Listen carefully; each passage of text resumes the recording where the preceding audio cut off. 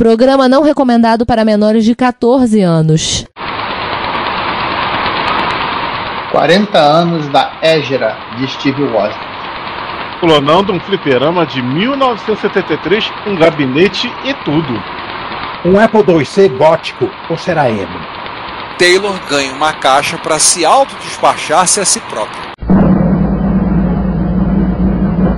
Aqui fala o seu repórter retro, diretamente dos nossos estúdios em Retrópolis, com as últimas notícias da velhice do seu PC.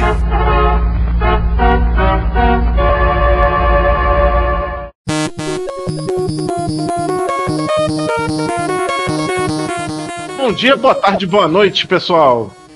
Eu sou João Cláudio Fidelis e estou nessa mesa quadrática aqui com meus companheiros de Repórter Retro. Você está nessa mesa quadrática anunciando qual Repórter Retro? Número 112. Que em binário é, Ricardo? Sei lá.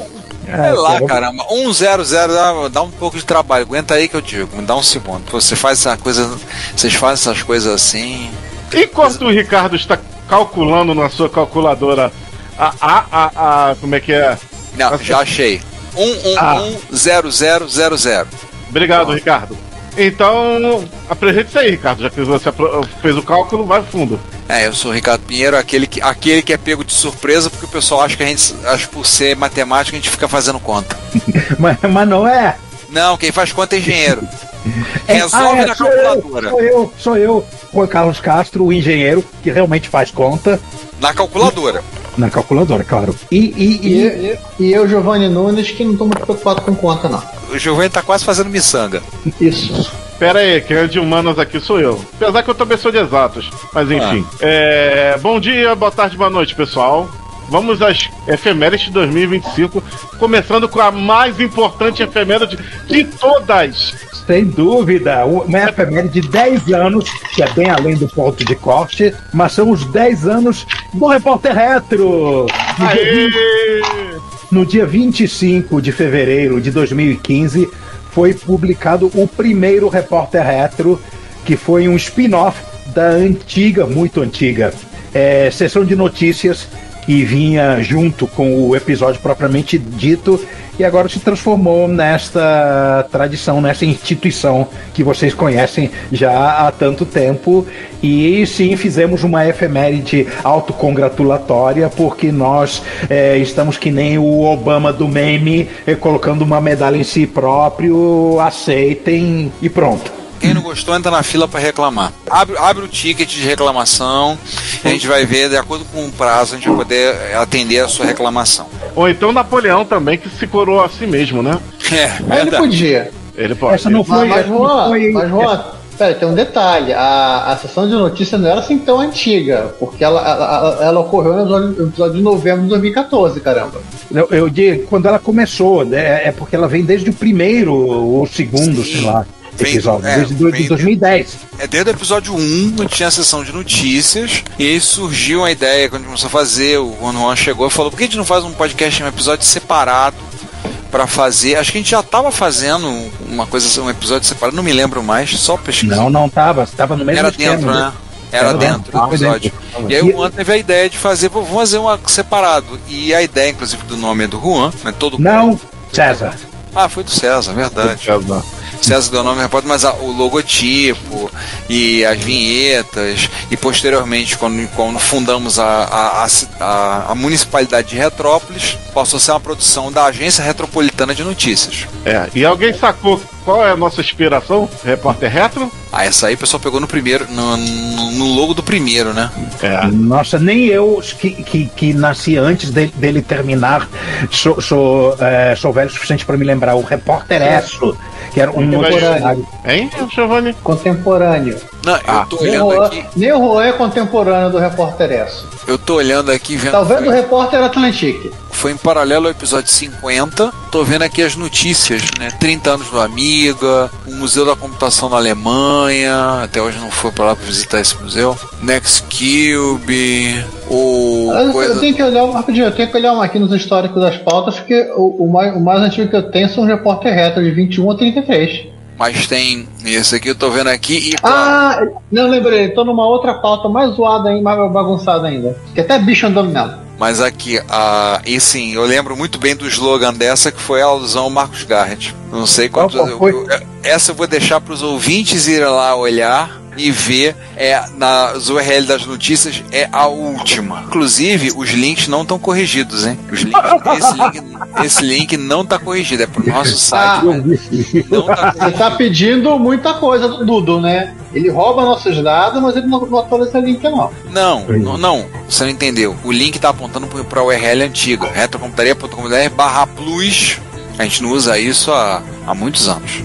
Tá. Uma hora eu vou ter que fazer um conserto dessa base de dados. Eu já fiz alguns scripts que melhoraram muito, mas tem. Isso tá na nossa lista de promessas infinitas, né? Tudo bem, mas gente, isso foi uma citação de um hardware para ZX Spectrum que o Garrett pegou, e não vou falar mais nada a respeito, a não ser o fato de que nós não somos pessoas boas e nenhum de nós vai pro céu. E dito isso, vamos para as efemérides propriamente disso, que é melhor. Isso, por favor, antes que piore. Só para lembrar, a gente está pegando efemérides a partir do meio de janeiro e fevereiro, porque era efeméride demais para fevereiro. Então a gente dividiu todas as notícias dessa forma. Nós não tivemos, no final de janeiro vocês curtiram ou não as nossas retrobesteiras, né? A gente falando abobrinha. Então a gente teve que dividir um Juan tomar essa decisão, porque senão o episódio de janeiro ia conseguir passar daquele de dezembro do ano passado, que aquele era o maior repórter retro feito até então. E ia ser nível episódio de MSX com o Punk, não é melhor não. Ou episódio de IBM com o Sávio. Mas dito isso, o que ficou desse 1 mês e meio de efeméride, para começo de conversa, nós temos as coisinhas de internet surgindo, né? Que a gente vai falar delas durante algum tempo e depois vamos parar de falar porque vai chegar ao nosso último ponto de corte. Mas nós tivemos os 30 anos do Yahoo! Um site de pesquisa que ficava entre ele e o Alta Vista. A gente ficava especulando qual dos dois que ia dominar. Acabou que chegou o Google e devorou os dois com farofa. Eu lembro que o Yahoo era um catálogo de sites. Eu lembro? Ele não era um buscador. Ele não era um buscador. Então as pessoas podiam cadastrar seus sites lá. Claro, a quantidade de site que tinha era muito menor. Ele virou buscador, rapidinho. Depois virou para buscar na base que era alimentada pelas pessoas, né? As pessoas não colocando, né? Por exemplo, o Lycos, o Webcrawler e um terceiro que eu não estou lembrando agora o nome, eles eram basicamente isso.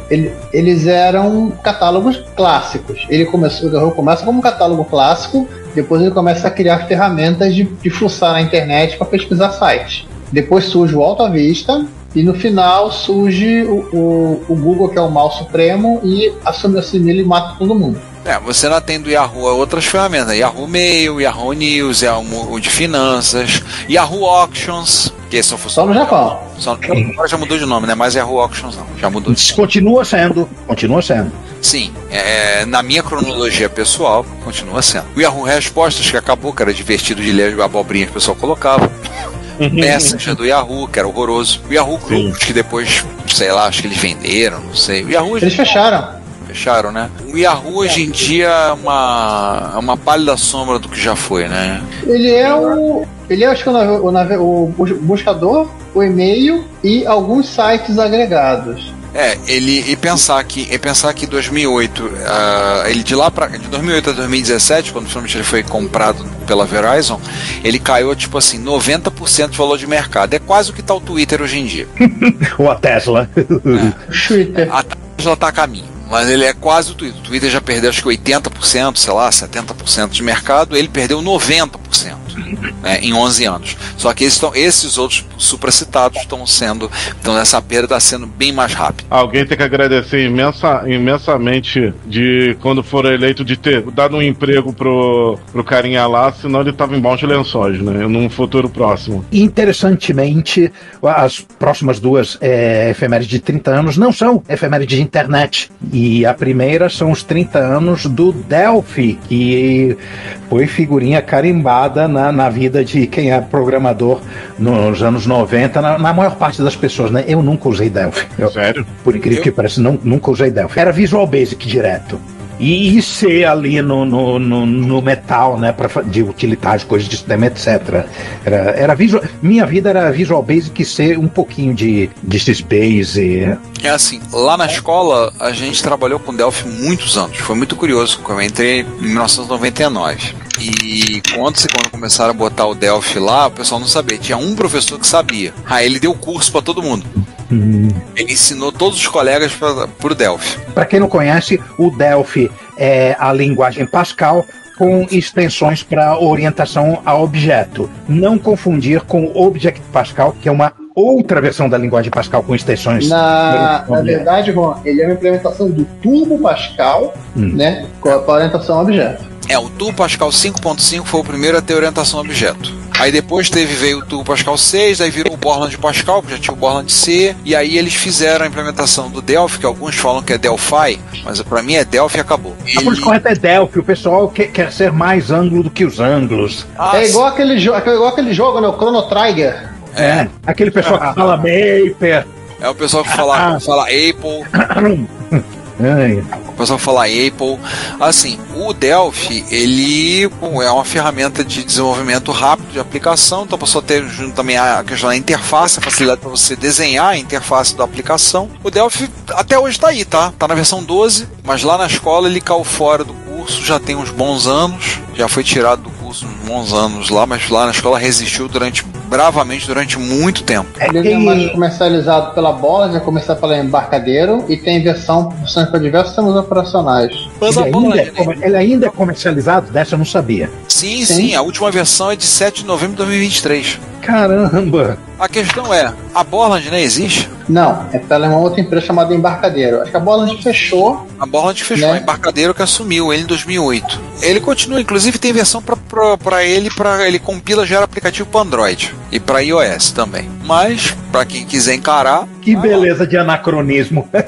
Desenvolver aplicativo para Android em Delphi. Que beleza. E agora vamos para a sessão policial do Repórter Retro. Notícias policiais. Polícia para quem precisa. Polícia para quem precisa de polícia. Temos 30 anos da prisão de Kevin Mitnick. Eita! O hacker mais famoso do século XX.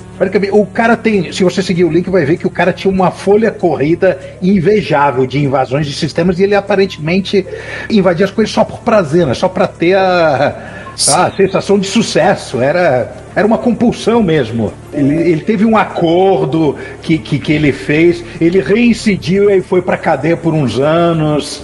O Kevin Mitnick, ele faleceu recentemente. Sim, 2022, não foi isso? Acho que foi. Ele foi... Depois desse período, o período do nome, o codinome dele era Condor. Tem toda a história dele com aquele japonês, aquele oriental, o Shimomura, que aí foi aquela coisa que depois rendeu o livro e o cara virou... O japonês virou estrelinha. Virou estrelinha, né? O pesquisador tá lá correndo atrás dele. Fizeram um filme de baixíssimo orçamento. E baixíssimo orçamento, a qualidade menor ainda. Lembre-se daquela máxima, né? Uma câmera na mão, uma ideia na cabeça, uma bosta na tela. Então foi assim que aconteceu. A merda foi pra tela. Então ele fez lá fizeram. É uma história bem conhecida. Ele depois trabalhou com segurança. Ele teve no Brasil numa Campus Party, não me lembro qual. Alguém mostrou a foto do cartão de visita dele, que você destacava, tinha as peças para poder fazer pick lock, né, poder abrir cadeado. Olha, o cartãozinho de visita dele, isso é uma coisa importante. E assim, foi muito falado na época, porque era uma coisa nova. E como lembrou bem o Juan, ele fazia essas coisas meio que na farra, né, para fazer, porque ele tinha o prazer de fazer. Ia rodando de motelzinho em motelzinho, conectando nas internet para poder fazer as traquitanas. Nas internet ele entrava nos escritórios e acessava as coisas. Ele dizia, inclusive, que uma coisa que ele fazia muito, usava era a engenharia social. Na conversa, na lábia, arrancar informação das pessoas. Isso que ele mais conseguia, mais do que até com invasão. Ele no papo... Tem uns casos bem legais dele, no documentado no livro Crimes Espetaculares de Computação, coisa do tipo, ele tá ele entra numa empresa como visitante, né? Aí daqui a pouco ele vê um telefone de uma mesa de um escritório, ele pega lá e liga pro setor tal. Oi, mudaram a senha do sistema aqui? O cara, não mudaram não. Tá, mas qual é a senha mesmo? Ah, peraí, deixa eu anotar aqui. E tem outras que ele tá no escritório, ele vê a senha colada no lado da máquina, num post-it. Eu vi um filme recentemente alemão que eu não estou me recordando agora o nome, que é também vagamente inspirado na vida dele. Não, tem o do cara do Chaos Computer Congress, que é um filme alemão, mas é uma história até anterior do Mitnick, ela é de 89, se eu não estou enganado. Ah, então deve ser do Chaos, esse filme é do Chaos que eu vi sem saber. O cara é maluco por teoria da conspiração? No filme, não. Ah, tá. Do Chaos Computer Congress é isso. E no final a Santana Quantum dele explode. Pronto, dei o spoiler final dele. Oi? Não é esse filme que eu vi, não. Ah, tá. Então é outro. Eu vi um outro filme de hacker que tem um plot twist no final, mas não é esse plot twist. Esse tem o Atari ST e o Neo Santana Quantum, tá? Desculpa, é um Passat Variant, já que é alemão. Que é a mesma coisa.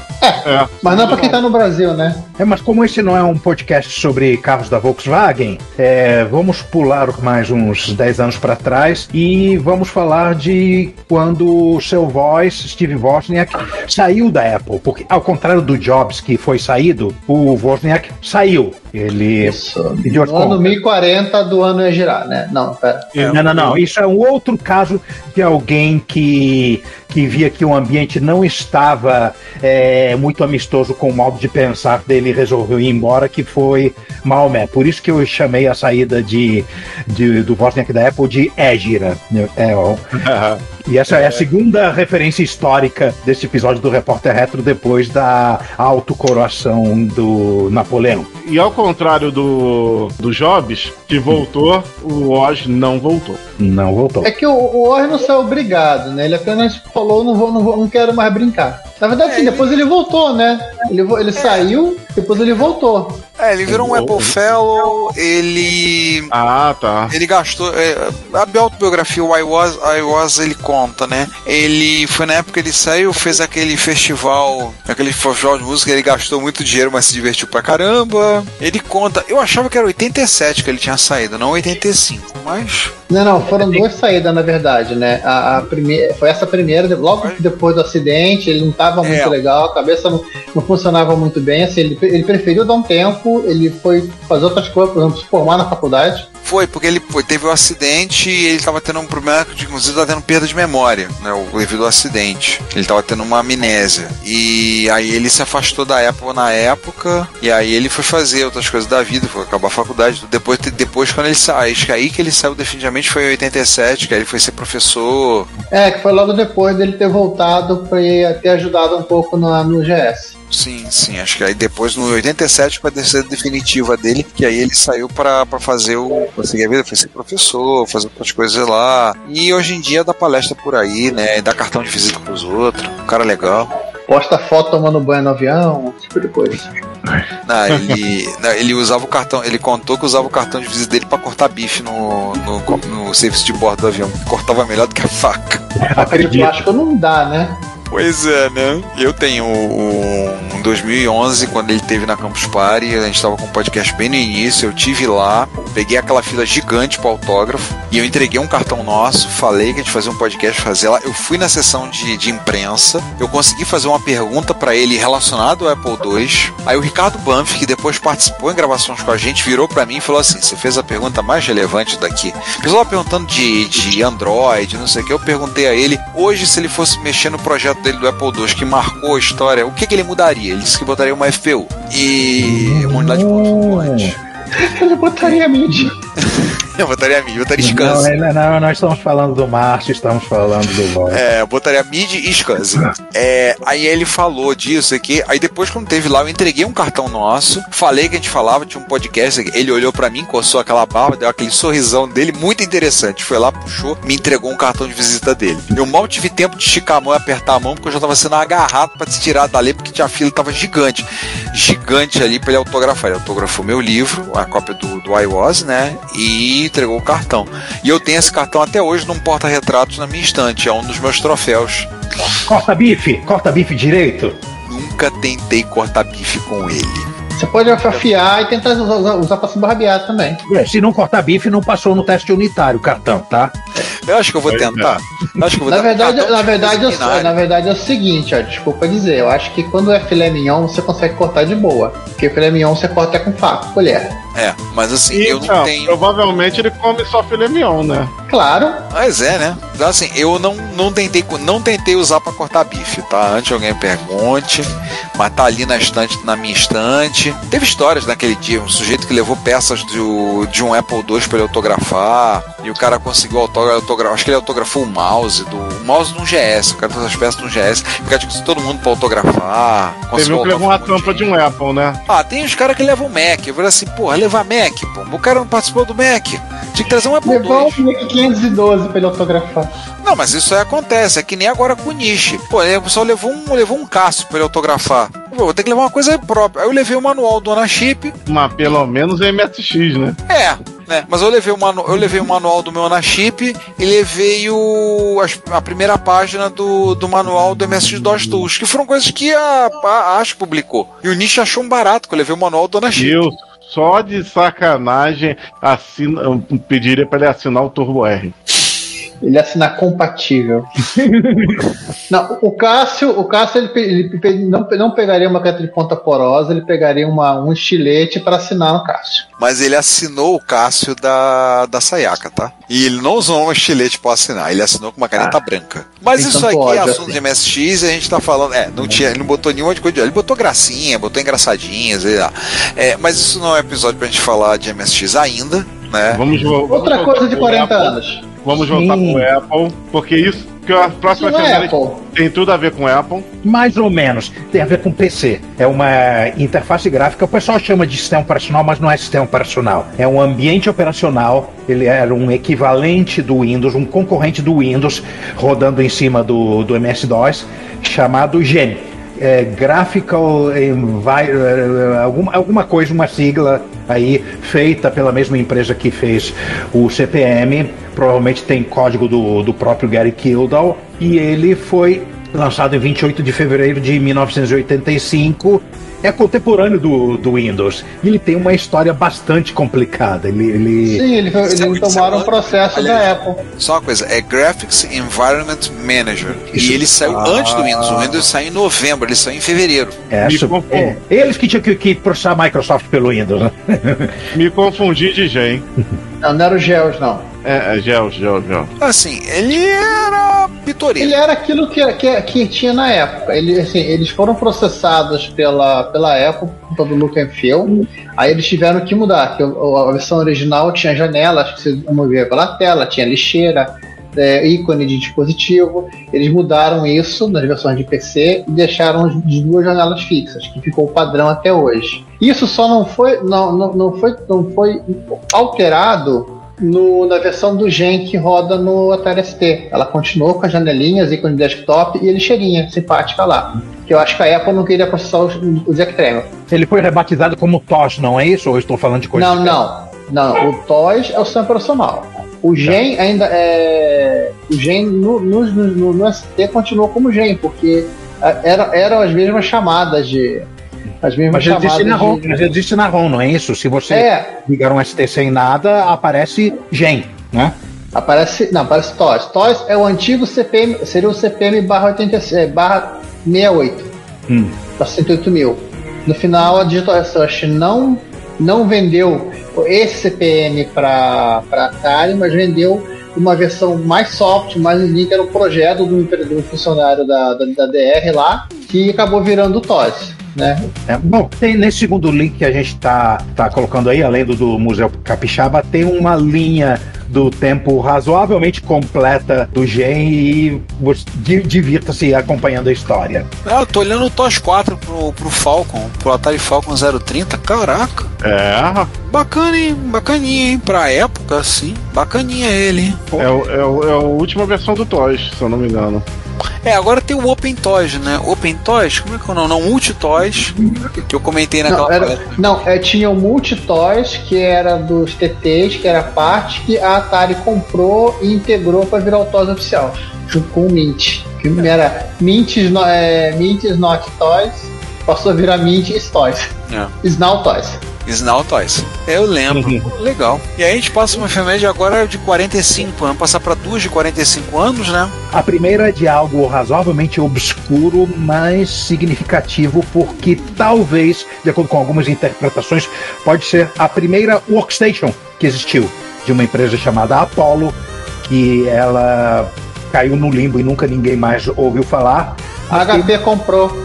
A Apollo acho que ela fechou as portas nos início dos anos 90, não foi? Não, ela foi comprada pela HP acho que nos anos 80 ainda. 88. Virou uma marca de produto deles. Sim, aquelas imprinters bem vagabundas que eram brancas e azuis da HP, ela aproveitou a marca, o nome Apollo estava registrado, bonitinho, funcionando para chamá-los. Erramos a data, foi 89.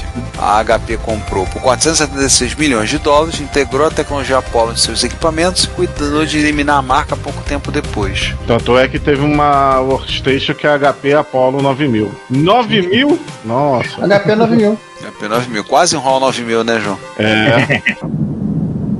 I'm sorry, Dave. I'm afraid I can't do that.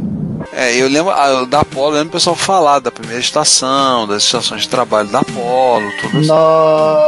Quem quiser saber um pouquinho mais, nós falamos da Apollo no episódio de Workstation. Sim, nós falamos dela lá. E ao mesmo tempo que era lançado algo muito grande, era lançado algo minúsculo, que era o ZX80, primeiro computador pessoal da Sinclair, o pioneiro, né, da microcomputação na Europa. E eu tenho um. Agora eu vou dedicar esta trilha desse comercial ao Augusto Bafa. Eu tenho, você não tem. Eu tenho, você não tem. Eu não sou uma boa pessoa. Foi mal aí, Bafa, foi mal, tá? Ele teve noites de amor com esse micro. Eu não tenho ciúmes, tá? Mas ele é no bom sentido, é claro. Tá? O ZX80 ele foi, na verdade, o precursor do ZX81, né? Ele custava aquela iniciativa do Clive, né? Do Sir Clive, que a gente falou muito no episódio sobre a Sinclair, que eu não me lembro o número do episódio agora, eu lembro que foi no mês de outubro que saiu, não lembro de que ano. A gente de fazer um computador custando menos de 100 libras, né? E menos de $200 nos Estados Unidos. Gente, mas era assim, chegava a ser simples. A traseira dele tinham 3 plugs pro fone, pra cassete, o RF, um conector de expansão e acabou. Não, e o detalhe é que eram conectores P2 e o conector do cassete era o mesmo conector da fonte. Ai. O LCMU também é assim. Fazer o que? Desgraça pouco é bobagem. Você podia fazer algum acidente com essa configuração aí.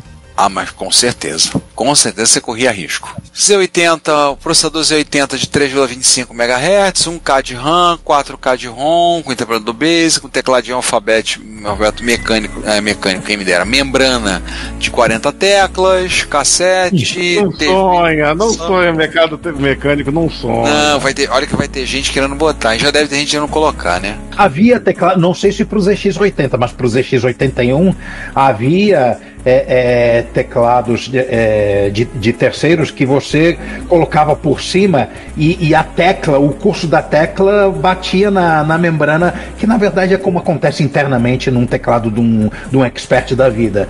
E você tinha o seu ZX81 com teclado mecânico. Tem, inclusive, na matéria do Museu Capixaba, mostra o NEZ80, que era a versão feita pela Nova Eletrônica, que depois veio da origem... Foi a Nova Eletrônica que depois virou a Prológico? Sim. Foi eles, né? Então, assim, a versão deles fazendo o... Deles aqui é a versão que saiu no Brasil, tá? Eu lembro de ter visto esse NEZ80 em catálogo. Uma coisa que você não tem no Brasil é a compra por catálogo, mas o brasileiro resolveu copiar esse modelo dos americanos muitos anos atrás. Eu lembro que meu pai trouxe um catálogo para casa. E eu ficava olhando o catálogo, vendo o NEZ80 e querendo ter um daquele. né? É um computador, cara, eu vou ter um computador, cara, eu tenho um computador. Eu lembro de ver no catálogo o NES-80, que era a versão brasileira, né? Vamos assim. Ricardo, ainda bem que ele sossegou o teu fogo no rabo até chegar ao MSX, né? Senão o Ricardo seria um usuário de Spectrum. Pois é, né? Hoje a gente estaria fazendo a ZX Rio, não a MSX Rio.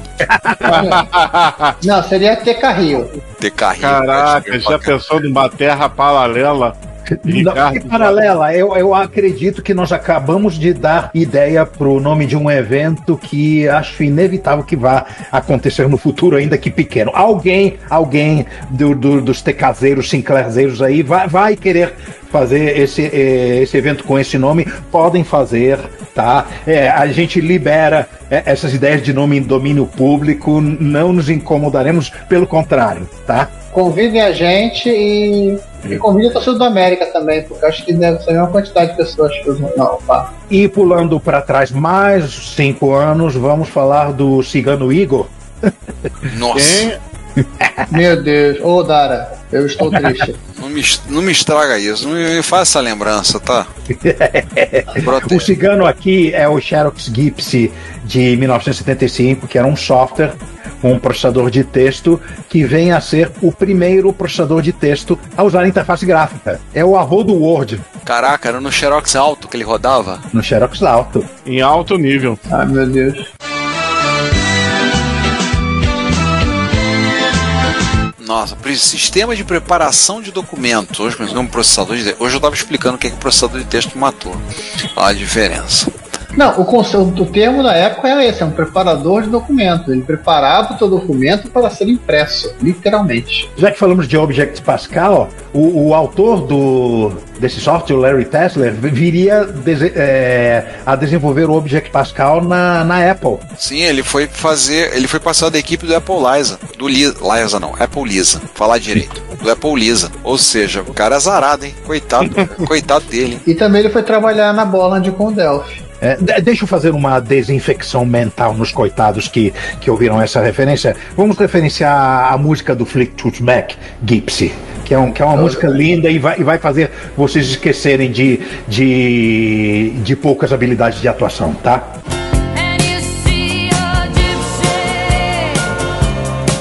Deixa eu contar uma coisa pra vocês. Vocês falaram que ele é o avô do Word. Não, ele é o pai. Porque o Larry Tesler, depois ele foi trabalhar na Microsoft, ele ajudou a desenvolver o Word. Só pra vocês saberem, tem um vídeo no canal do Computer History Museum. Eles têm muita coisa lá no canal deles, muita coisa interessante. Tem um vídeo dele, do próprio Larry Tesler, demonstrando o funcionamento do Gypsy num Xerox Alto, do museu. Então, se vocês tiverem interesse, tem várias coisas interessantes lá no museu. Quando a gente faz referência, a matéria é um vídeo grande, tá? Já vou avisando, 52 minutos de vídeo. Mas tem... Façam pipoca.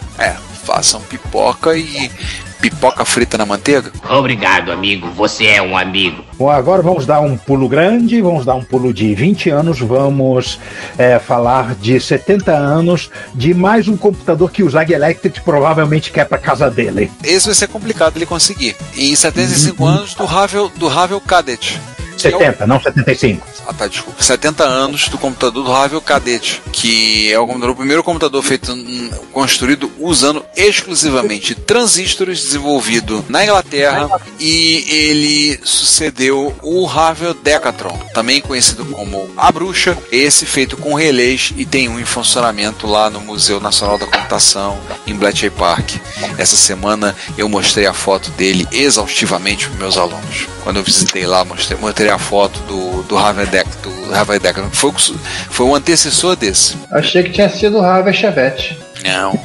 O outro lá, eu não sei se era o apelido do Havel Decatron, como é que era, mas aquele lá, pelo menos do museu, era conhecido como, tinha uma plaquinha escrito Witch, era a bruxa. Aí Cadet por quê? Transistor Electronic Digital Automatic Computer, lido de trás para frente. Então ele trabalha com... O cara gostava da palavra cadete e queria usar... deu um jeito. A qualquer custo, né? Deu um jeito. Aí foi o primeiro computador da segunda geração feito na Europa, né? E provavelmente, talvez no mundo. Esse é um que o Zag Electric deve estar querendo tentar arrumar um. O problema é que se ele arrumar um, ele vai ter que reformar o computador. O que não vai ser exatamente um problema para ele, né? Não, ele tem todo o tempo do mundo. Durou pouco, curiosamente ele durou pouco. Ele ficou só 5 anos mesmo, foi exagerado em 1960. Então ele foi pouco, foi substituído por um Ferrante Mercury. pouco conhecido. É uma máquina até pouco conhecida. Nessa época já tinha empresas que faziam computadores, você não precisava fazer um computador do zero. Mas lembrar uma coisa, assim, até lá nas Ilhas Britânicas tinha confusão, né? O pessoal da Universidade de Manchester diziam que o primeiro computador transistorizado foi feito em Manchester, o Manchester TC, feito em 1953. Aí o pessoal não conta ele 100% transistor, porque diz que a unidade de memória, um tambor magnético, usava válvula. Ah, não, mas a gente usava transistor. Mas tinha uma válvula lá, então não é transistorizado. Não é transistorizado. Então, assim, ao pé da letra, o Havel Cadet é o primeiro computador de segunda geração da Europa, pelo menos das Ilhas Britânicas, né? Dado que eles não fazem parte da Europa mais. Eles se emanciparam da Europa. Acho que é a Europa que se emancipou deles. Deve estar contente de se emancipar deles. Famoso livramento, né? Livramento. E aí tava lá a bichinha, a máquina aqui. Gigantesca. E esse te encerra as nossas efemérides? Vamos ver quais mortos ressuscitaram? Bora! Rise from your grave. Este aqui é mais olha, esse aqui é mais. Esse aqui tá de sacanagem, né? Não, é seguinte, o Dave Plummer ele tá virando um Jag Electric, né? E o pior é que ele tá fazendo isso, ele tá inspirando um certo pífio que nós conhecemos, né? Ai. Porque um abraço, Franklin. Já falou mais de uma vez que ele quer ter um PDP-11. O problema é que você arrumou um PDP-11 no Brasil. Não tinha PDP aqui. Nós tínhamos nossos próprios meninos. Tinha, eles viraram sucata. Ele pode desenterrar um PDP-11 em algum lugar. Vai ter que descobrir um aterro sanitário onde ele foi parar, né? Sim. Deve ter só 30 anos de mais lixo em cima do aterro. Caramba. Isso aqui é meio Rise from Your Grave, meio It's Alive, porque o que ele fez, na verdade, é pegar um chassi que não tinha nenhuma placa, catando placas originais de PDP-11 com várias origens e, a partir daí, refazer um PDP-11. Eu acho que se você contar no nível individual das placas, do chassi, é um Rise from Your Grave, mas eu decidi botar na Rise from Your Grave. É o Rise from Your Grave do Teseus, né? Isso, o PDP-11 de Teseu.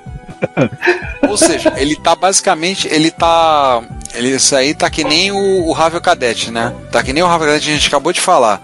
Ele é ou não é? É um Rise from Your Grave, mas não é. Então há aquele conflito filosófico, né?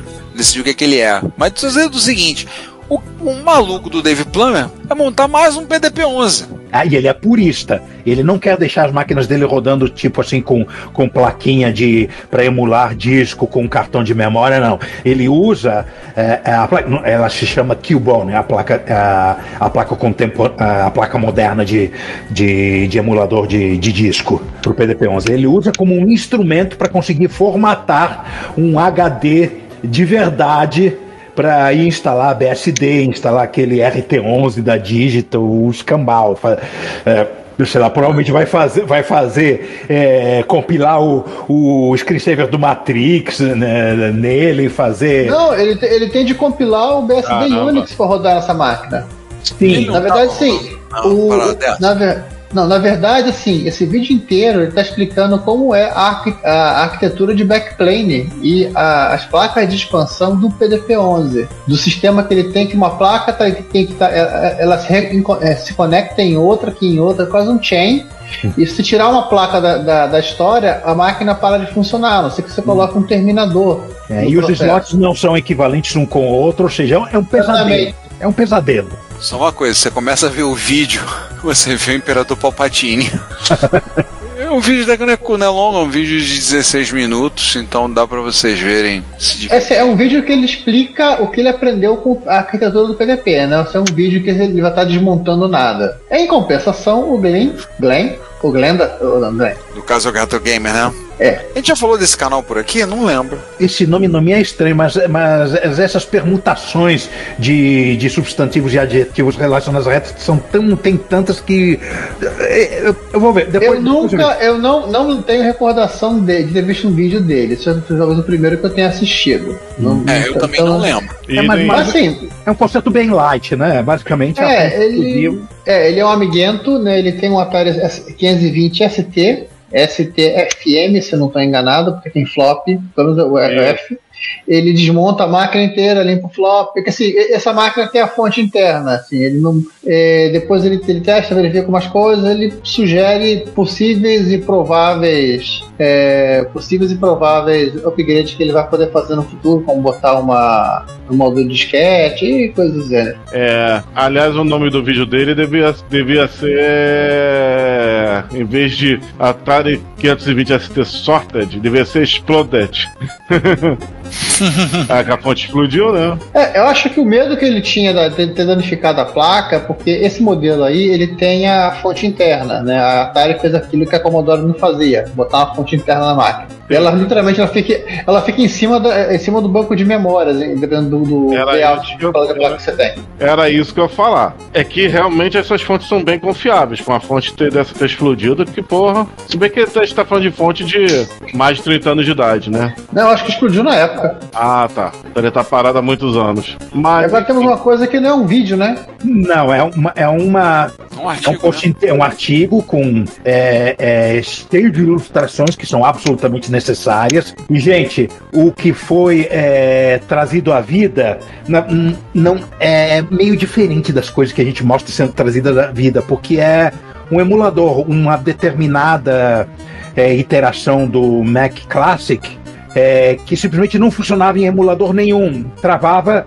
e ninguém sabia o porquê. O porquê, descoberto depois de décadas, é que era o seguinte: tinha um bug na ROM, na ROM dele que fazia com que o 68030 executasse uma instrução inválida, uma instrução que não existe no conjunto de instrução, mas, por acaso, essa instrução que não existe, sendo executada num 68030 real, tinha um efeito benéfico, e ele seguia reto e o boot prosseguia. Ele desassemblou através do debug do emulador, do código X, saber o que é, ou seja, era um move e uma versão de move que não deveria existir, que não estava sendo tratado na emulação do processador no emulador, e aí jogava uma exceção, o boot travava. Depois de 30 e fumaça anos descobriram. Em resumo, uma gambiarra de desenvolvimento. 2 erros que se tornaram um acerto. Na hora de emular, só um dos erros aconteceu, e aí deu erro. -1 vezes -1 igual a mais 1, ou quase. Agora temos uma volta ao Delphi. Sim, ou quase. Pré-Delphi, bem pré-Delphi isso. O que está sendo... Não, você continua, depois eu explico. O que está sendo desencavado agora é uma linguagem de programação totalmente esquecida, uma linguagem de programação orientada a objeto, chamada Actor. Actor, de ator. Alberto Roberto. Eita, nós. Cara, é esquecida mesmo, nem eu lembro. E olha que eu tenho uma boa memória, a cabeça grande, tem muita porcaria. Eu vi esse vídeo há bastante tempo, há várias semanas, e eu esqueci de como a linguagem é, ou seja, eu vou ter que ver de novo para desesquecer de novo, de tão esquecida que a linguagem é.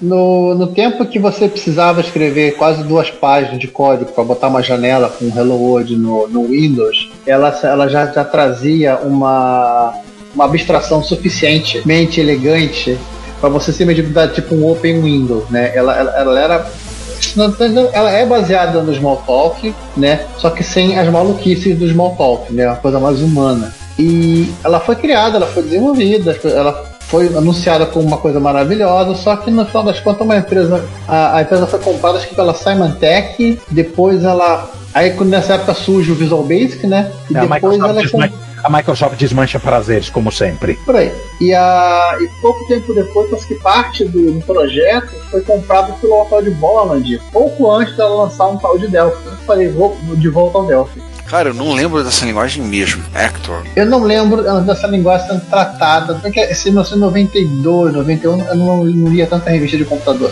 Eu tenho memórias de ter ouvido falar nessa linguagem, mas ficava com... Era uma coisa assim distante, que ninguém apareceu com disquetes dela para instalar, para experimentar. Realmente muito obscura. Ele é aquele ator de filme Z, né? Ator de filme B, que fazia... figurante de filme B, né? Não é o ator que que fez o Cigano Igor porque era uma boa linguagem que funcionava direitinho. Então, vamos agora, já que a gente levantou os mortos, agora a gente vai ver se eles estão vivos, né? Sim, temos uns Frankenstein maneiríssimos aqui. It's alive! It's alive! It's alive! E o primeiro é João, você tem que ver esse vídeo. João, você tinha que... Eles fizeram reproduziram um gabinete de uma máquina de arcade chamada Space Race, que era uma máquina assim vetorial, mas eles colocaram um emulador, né? Não tinha como. É o pessoal do RMC, da Cave. Hello, Cave Dwellers. Obrigatório, né? Obrigatório. Mas peraí, mas eles montaram também agora, acho que no primeiro andar do prédio, sim, um museu de arcades, né? Deixaram lá funcional pro pessoal jogar. Agora, o processo de fabricação do gabinete é muito maneiro. Então, só uma coisa, eles fizeram uma versão do Checkpoint Arcade do Marcos Felipe, né? É a versão inglesa. Isso, e com arcades um pouquinho mais antigos. Nossa. Tem uma matéria, no início do vídeo mostra uma matéria que saiu na BBC, né? BBC 1, mostrando o que tem lá do museu. Bacana. Cara, tem um Pong, um arcade do Pong, Computer Space aqui. Nossa. Não, o Space War é réplica. Não sim. É? Tudo bem que seja réplica, mas caraca, mas fazer isso. Mas assim, o legal dessa história sempre eles contam a história do jogo em si, né? A Atari, ela tinha um contrato com a Bally ou com a Midway, não lembro agora, mas era mesmo, no final dos contos, de fazer jogos. Eles tinham apresentado o Space War, eles foram apresentar um jogo chamado Pong. A Bally não gostou desse jogo, falou que não, nós queremos um jogo de corrida. Aí eles pegaram, acho que o Asteroid está sendo desenvolvido ainda na época, eles pegaram um pré-desenvolvimento do Asteroid para criar esse joguinho de corrida aí. Inclusive, a história de que esse case ele foi originalmente criado por Pong, esse case verde, e que no caso ele é verde metalizado. Ele é assimétrico, ele tem uma... Cara, que coisa. É lindo. Eu achei lindo esse gabinete. A parte mais interessante é como eles clonaram esse gabinete. O sujeito que foi presente no diretor da parte de jogos da Microsoft, ele viu na casa de um amigo que tem máquinas de arcade, inclusive tem caça-níqueis, que não deve ser o picho, ou quase. Ele viu a máquina lá, ele simplesmente falava, deve ter falado com algum deles, né? Alguém falou assim, cara, usa o programa tal e tira uma foto 3D. Literalmente ele usou esse software para fazer um scan 3D do gabinete. Com celular, né? Com celular. Aí, a partir dessa imagem, eles fizeram a edição do gabinete, do gabinete em full size, depois picaram o gabinete para imprimir em impressora 3D. Deu uma porrada de peça, quase um quebra-cabeça. O legal é que cada peça é de uma cor diferente, então fica um mosaico. Aí depois disso, eles cobrem ele de verniz, de tinta. Na verdade, tem um objetivo de cada cor diferente, é para facilitar a montagem. Para poder identificar, né? Também para poder identificar as peças, né? Para poder fazer uma montagem. Porque eu vou te contar, montar um treco desse, cara, fazer isso tudo em impressora 3D, quantas peças não vai ser? Usaram um monte de impressora 3D, usaram a PCB Way para fazer várias.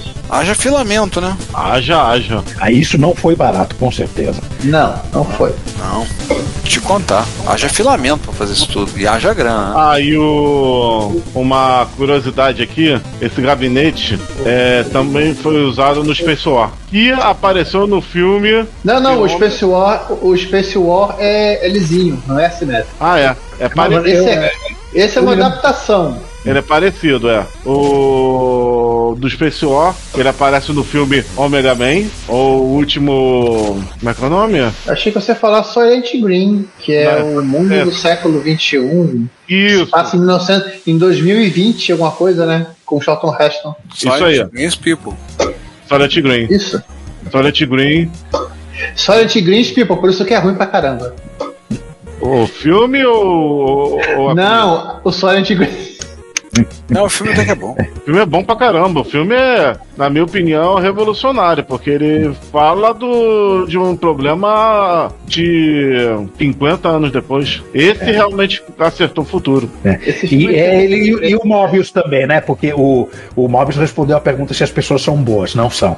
Nunca foram. A única coisa que ele errou foi os carros envolvidos à água. É como esse não é um podcast de filme de ficção científica, mas poderia ser, né? Poderia. Vamos para o próximo bichinho estranho, que é um bichinho estranho que você coloca dentro de uma workstation da Sun, Spark, e dentro dessa placa você tem um PC completo para você rodar o Windows nele. Uma pergunta, eu não consegui achar a informação de que ano é essa placa. Boa pergunta, eu não lembro de que ano é, não lembro. Mas o cara tá rodando o Windows Windows 3. Até a versão do Windows eu esqueci, não sei se é 3.x ou 95, mas 95. Acho que estava usando 95. Windows 95. 95. Então é meio dos anos 90. É meio dos anos 90. O interessante dessa placa é que dentro dela tudo é real. Você tem um PC completo, com uma exceção. O HD, ele é emulado por uma comunicação entre a placa e o sistema operacional Unix rodando na Sun, e emula a nível de acesso a setor. Então você enxerga um arquivo, um .img dentro do seu Unix, como se fosse o Drive C do Windows. Mas na placa tem um header, tem as ilhazinhas para você soldar uma IDE, um conector IDE. E o que o Curioso fez? Soldou um conector. Até eu soldaria um conector IDE ali, pô. Mas spoiler, deu errado. Ele não conseguiu fazer.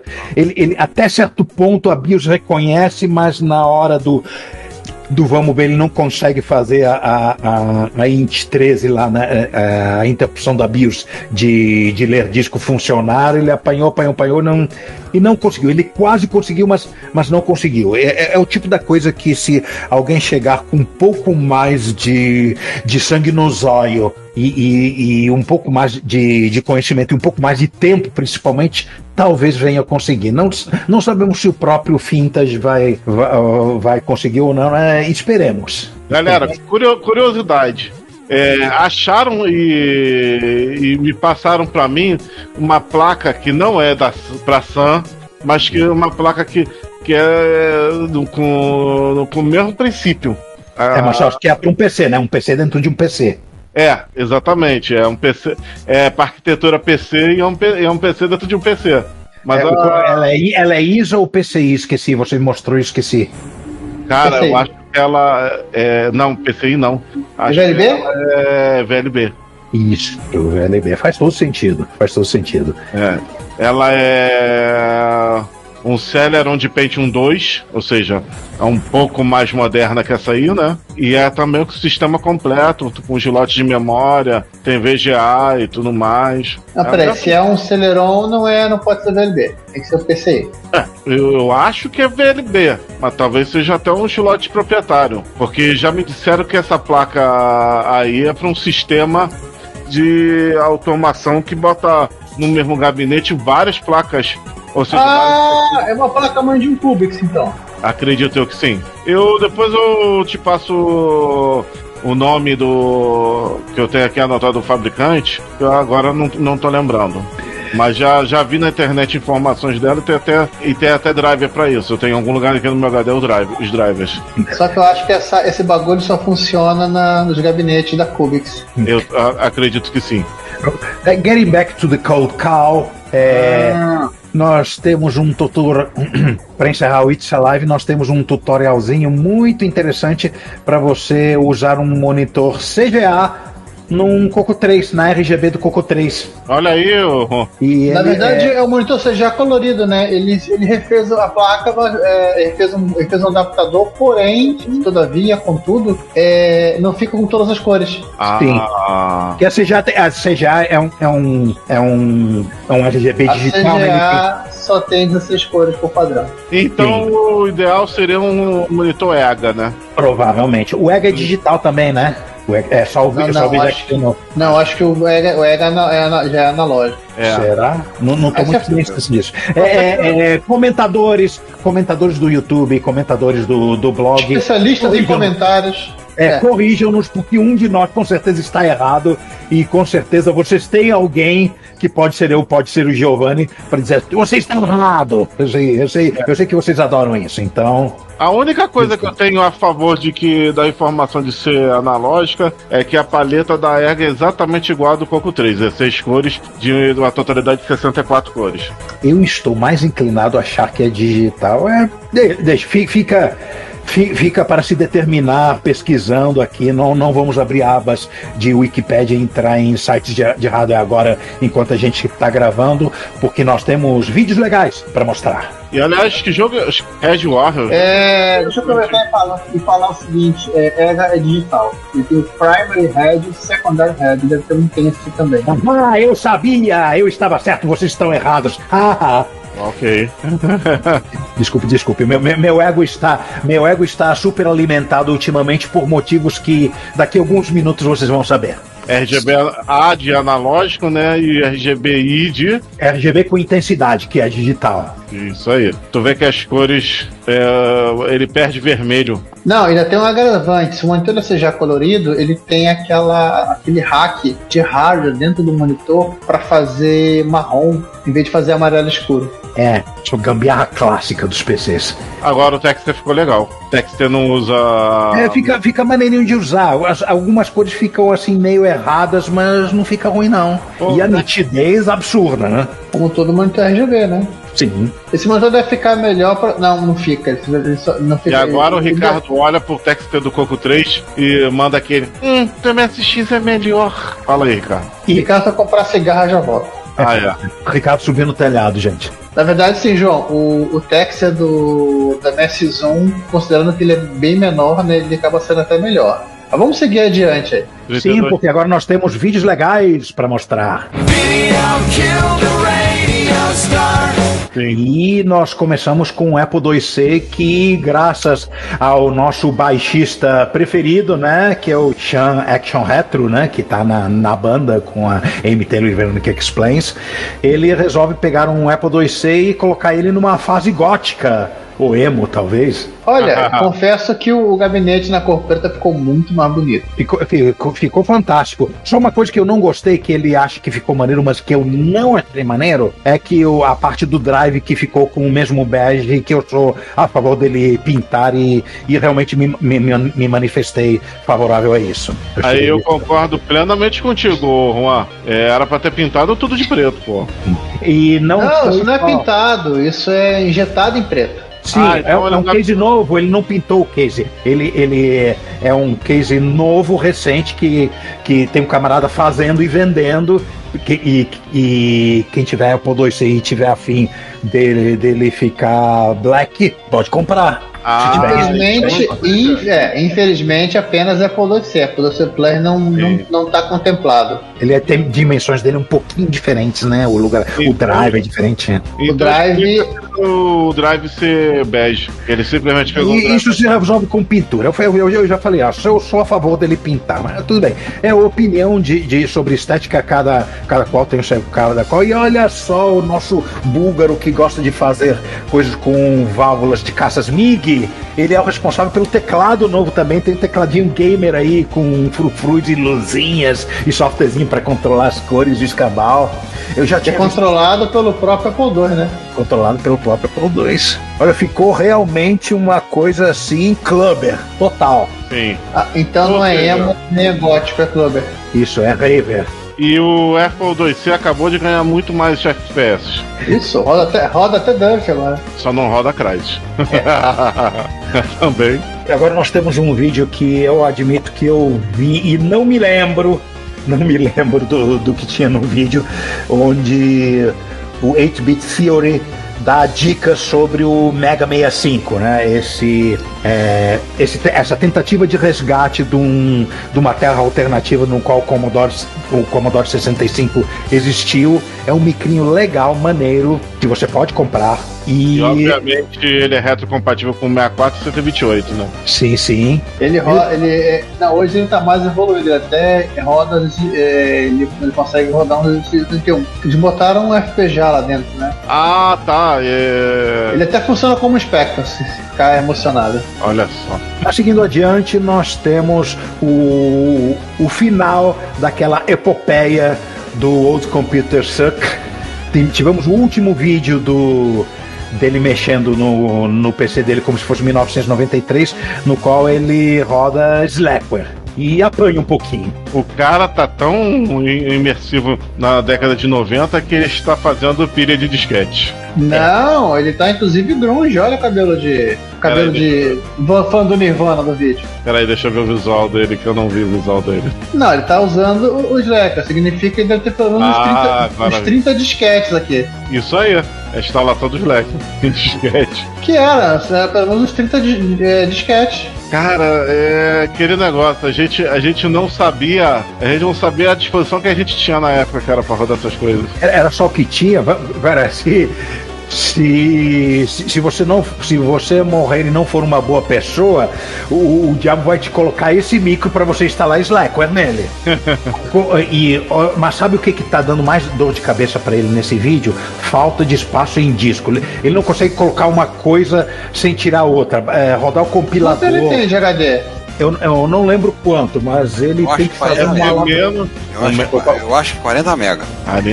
Então ele tá mais que no tablet. Ele tinha que estar com pelo menos com HD de 80. Ele não tá 93 raiz. 93 raiz já tinha HD de 3 dígitos, pô. Ele tá em 1993 e é pobre, né? Porque tem um computador com muito pouco HD. Não, que tá. Ele tem um 486 e tem um HD pequeno. Ele tá com HD de 386. Ele fez exatamente com o cliente no meu estágio fez. Eu fiz um estágio de uma loja que montava micros, né? Mais ou menos nessa época. O cara comprou um 486, né? TX266, com 1 MB de RAM, HD de 40, 80, CGA. Gente, ele tá rodando o Workman. Eu adorava esse tocador de CD. O cliente matou o 486. Esse aqui era o único tocador de CD que eu conhecia, que até hoje que ele fazia uma coisa muito útil para quem tinha CD ao vivo, que tem aquelas trilhas que emendam uma na outra. Você podia dizer no CD que essa música emenda com a outra, então você não ficava com uma coisa de maluco quando você botava o shuffle. Ou aquele disco Obelisk Blonde dos Titãs, que tem aqueles camaradas que cantam em Bromation na praia, que ficam eles abrem a primeira música, que é Miséria, eles fecham a última música, que é Deus e o Diabo, e você não acha em lugar nenhum streaming a versão completa dessas músicas. É um pequeno desabafo musical da minha parte. Vamos voltar à vaca fria. E agora, Taylor e Mitchell socorro! Estão mexendo no Coleco Adam, que elas têm inclusive com a caixa gigantesca, bicho, do qual elas cabem dentro. Não é a Taylor, pelo menos, eu acho que a Amy é um pouquinho maior e não cabe. Porque senão elas certamente teriam mostrado também. Eu acho que Sim. Acho que a Amy correu o risco de rasgar a caixa e resolveram melhor. Vou fazer uma pergunta. Todo colecoado é vendido com caixa, porque o cara sabe que se perder a caixa ele não tem como deixar tudo junto no lugar. E você tá cortando pra caramba, Giovanni. Repete. Fala de novo. Nossa, ela vê aquela impressora gigante.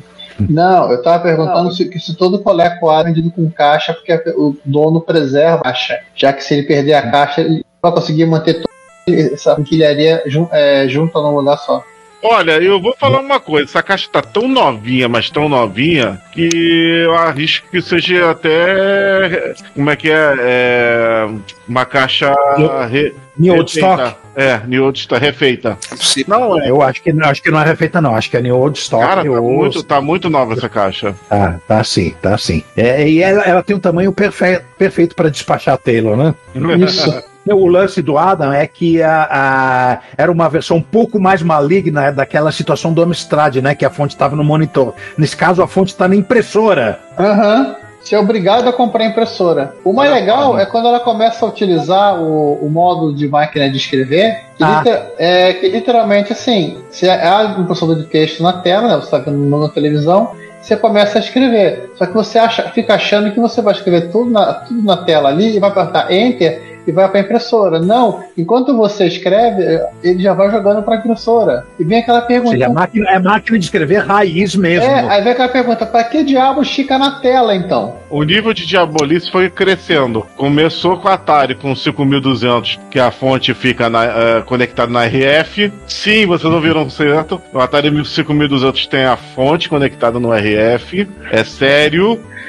O 5200 foi um resultado de um surto coletivo na Atari, né? Com certeza. Aí a Amstrad fez a fonte no monitor dos CP6. E aí a Coleco... Quando Hold my beer. A Coleco olhou, poxa, na Europa fizeram aquilo ali. A Atari aqui do lado fez, vamos superar todo mundo. Vamos botar a fonte na impressora. A fonte do livro, tá, gente? Você sabe que o 6128 ele é mais doido ainda, né? Porque eles precisavam colocar também a alimentação no flop no Amstrad. Então eles botaram mais um plug no monitor para mandar os full volt. Só melhora. Oi, vocês acham que a maluquice parou por aqui? Só vai piorar. Não, e tem um detalhe, ela consegue jogar aqueles jogos que eram pro Coleco e pro Adam, né? E jogam Time Pilot da Konami e jogam o Cabaz Pet Kids, que na verdade foi quando eu descobri que o Cabaz Pet Kids não é o mesmo Cabaz Pet Kids do MSX. O Cabaz Pet Kids do Coleco é o Athletic Land. Não, mas aí que tá, pessoal. É aquilo que eu expliquei pro Juan, eu não expliquei lá no coisa. A Konami, quando a Coleco encomendou pra Konami o Cabaz Pet Kids, eles fizeram o que muitos desenvolvedores japoneses fazem quando estão com pressa. Pegam um jogo que já existe e fazem reskin, ou seja, tipo da Mônica, né? Boy e Turma da Mônica. O curioso é que depois a Konami lançou o Cabaz Pet Kids no Japão e fez no MSX. Só que assim, ela trocou as fases. Ainda é o mesmo jogo, mesma mecânica. Mas ela fez um outro Cabaz Pet Kids que é diferente do Coleco.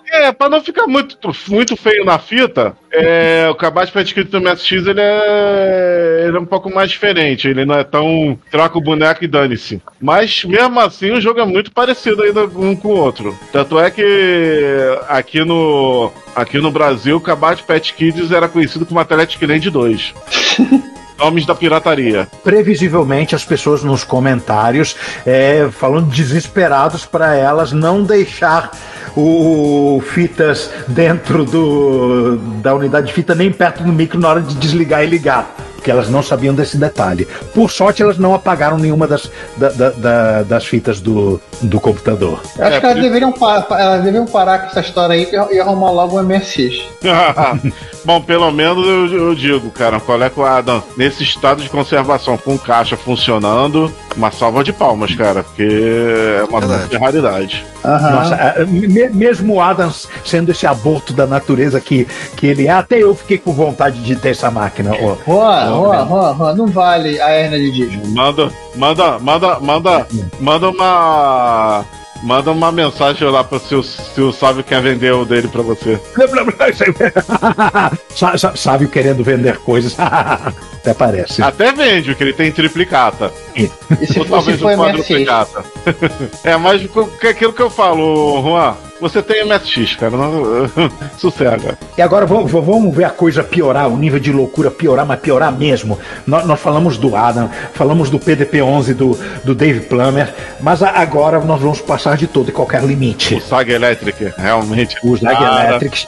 Peraí, o primeiro vídeo ele explica a arrumação do quartinho da bagunça dele. O atual muslo inspirador do Pífio, do Frank. Esse aqui é o Pífio original. Ele. Então, muso inspirador. Ele fica contando como é que tá a ordem dos computadores. Eu achei muito engraçado. Agora eu vou falar o seguinte, depois eu vou falar no segundo vídeo. Que ele comenta que ele fala que ele adora o TI 99 dele, mas aquele setup dele de uma coisa atrás da outra, que tem cerca de 4 pés de comprimento, de largura. 1,20 m de computador. Então, 4 pés de largura, né? É muita coisa, ele não tá usando tanto e ele tá pensando em mudar aquele setup para botar um com PEB. Aí no segundo vídeo, ele fala aqui que o novo, my new computer is 9 feet long, ou seja, é quase 2 TI. Eu tô vendo que o negócio dele é computadores grandes. É quase 3 metros isso. Então... É 2,70 m de largura. Mas essa coisa que ele foi buscar de carro na Califórnia, saindo do Texas, numa picape, se chama... Peraí. Quantos quilômetros do Texas pra Califórnia? Quilômetros pra caralho. Librascope LGP 21. É um pinball, né? Ele é todo transistor. Ele é de 1963. Ele pertencia a um camarada chamado Tom Jennings, que por acaso é o criador da Fidonet, da qual nós falamos num poucos repórteres retro atrás. Arada. E esse cavaleiro dirige um carro AMC Rambler de 1960. Arada. Ou seja, ele tem uma vida raiz, né? É MC Rambler, não é MC Hammer, tá, gente? Can't touch this. Ele recebeu essa oferta de doação em algum ponto no meio do ano passado, no segundo semestre do ano passado, só que ele resolveu ajeitar a agenda dele seguinte: existia a Vintage Computer Fest do sul da Califórnia, né, em fevereiro, então ele falou pro Tom, você consegue segurar isso aí na sua casa até fevereiro? Então ele juntou as coisas, visitou gente pra caramba, visitou um amigo que coleciona carros Datsun, outro amigo que escreveu um thriller centrado em carros, né, uma trilogia de livros para o qual ele contribuiu, visitou o Marconi Automotive Museu, cheio de supercarros dele, entre quais Williams e Ferrari de 1985 e 1996, respectivamente, que você vê ali no vídeo. Ele expôs o Librascope na VCF.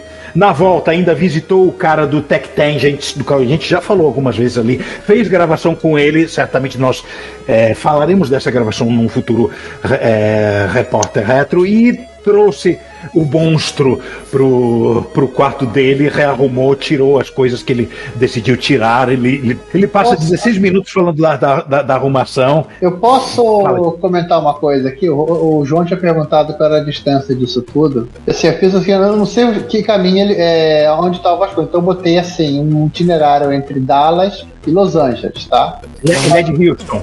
Ele mora mais de Houston, não de Dallas. Cara, é mais longe. Mas assim, eu botei só de curiosidade. Dá 1.436 milhas, que é mais ou menos 2.300 quilômetros. Que é mais ou menos... Oi? Ida. Só ida, até a volta.